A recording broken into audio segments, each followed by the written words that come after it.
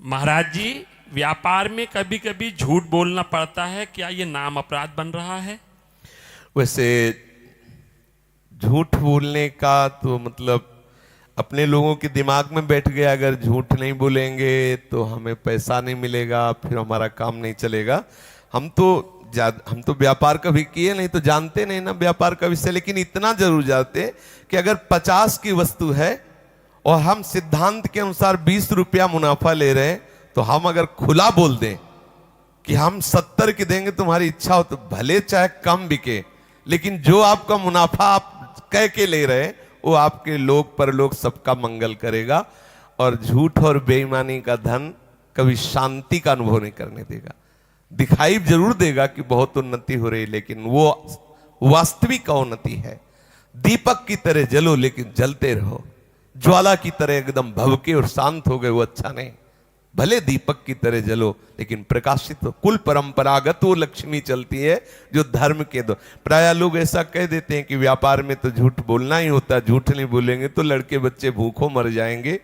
वैसे मुझे लगता है कि ऐसा नहीं है। हम 50 की लाए हैं, सब कोई जानता है व्यापार कर रहे हैं, तो 70 की देंगे, तुम्हारी गरज हो तो लो। और दूसरी बात है कि आपके जीवन के भरण पोषण, क्या अनंत जीवों के भरण पोषण का ठेका ठाकुर जी ने ले रखा है? ऐसा कैसे हो सकता है कि आप सत्य से चलो और आपकी दुर्दशा हो जाए, आप भूखे मरो, आपके बच्चे गली गली भटके? ऐसा नहीं हो सकता, ऐसा नहीं हो सकता। थोड़े समय के लिए आपको ऐसा भान हो सकता है। सुदामा जी सत्य से चल रहे थे, 2-3 दिन 4 दिन भोजन नहीं मिलता था, लेकिन सुदामा जी जैसा धनी देवराज इंद्र भी ललचा गए कि ऐसा मुझे धन मिल जाए। भगवान ने द्वारिकापुरी की तरह सुदामापुरी की रचना। थोड़े दिन हो सकता है धर्म से चलने वाला आपको दिखाई दे ऐसा, लेकिन परिणाम उसका बहुत मंगल होगा।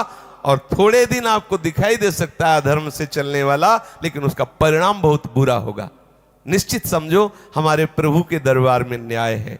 हम सच्ची बात मानो, धर्म से अगर 2 रुपए मिलते हैं तो उससे बढ़िया काम चलेगा। हो सकता है कि आप वो सब लौकिक सामग्रियां जो पड़ोसी पा रहा है वो हम ना पा पाए, लेकिन आप ध्यान रखना, जैसे पड़ोसी जल रहा है आप उसको नहीं देख पा रहे, उसको धनी देख रहे हो लेकिन अंदर से नहीं देख रहे हो कितना जल रहा है।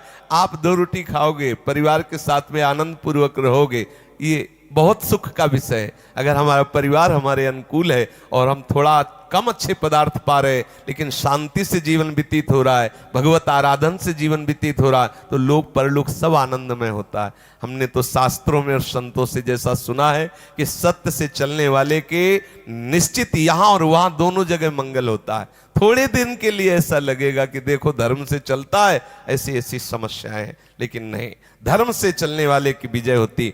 पांडवों को वनवास और अज्ञातवास भोगना पड़ा, दुशासन सिंह की तरह गर्जना करता था, लेकिन हुआ क्या? रहा न को कुल रोवन हारा। आखिरकार पांडव ही धर्म सम्राट बने, पांडव ही पूर्ण रूप से धर्म का शासन करने वाले राजा बने।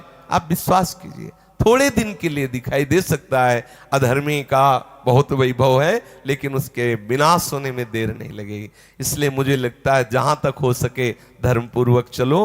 प्रभु से प्रार्थना करो कि आपको सामर्थ्य दे सत्य बोलने की, प्रभु आपको धर्म से चलने की सामर्थ्य दे। वो सामर्थ्य देंगे तो सब बात बन जाएगी। नहीं, हम कई जगह ऐसे कमजोर होते हैं कि हमें लगता है झूठ नहीं बोलेंगे तो हमारा जीवन नहीं चल पाएगा। ऐसा लगता है, बकाया ऐसा होगा नहीं।